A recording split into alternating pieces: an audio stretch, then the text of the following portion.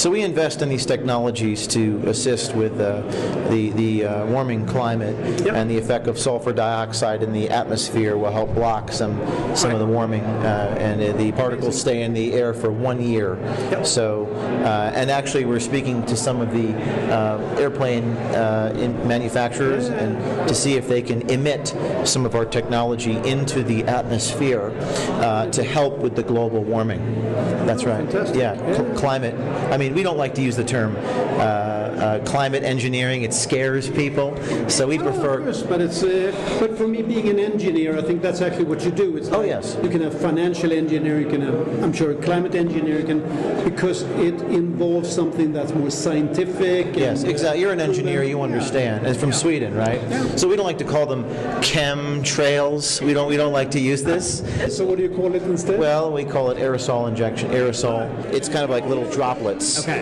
And the droplets form in the air, and they stay there for a year. Yeah. It's modeled kind of a mini volcanic eruption, actually. Yeah. I mean, aviation fuels have some sulfur in them, so it creates some sulfur dioxide emissions naturally, and that does have a cooling effect. Now, this guy, Kennedy Ritchie, who runs a company called For Air, spoke on stage, and he says on his website that he wants to, quote, decarbonize the aviation industry.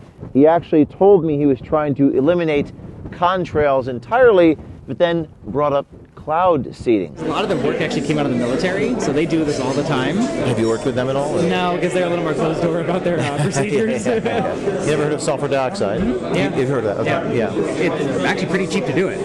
The ability to put sulfur dioxide there is actually a pretty cheap way to cool down the earth. Oh, yeah. So the opportunity for 1 or 2 people to do it is impressive.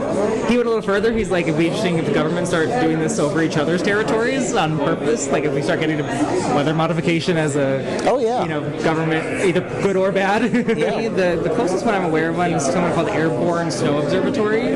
They do some more like weather, I don't want to say modification, but more like upper atmosphere weather monitoring. Earlier today in this room, Al Gore was in this room, Larry Fink was in this room, and now we're in the room talking to people about geoengineering, weather modification, and the trails that come behind airplanes and what's going on. I don't want aluminum oxides in my lettuce. Are you kidding me? Say that again? Aluminum oxides. Aluminum oxides are part of the cocktail from hell that they're spraying above our heads.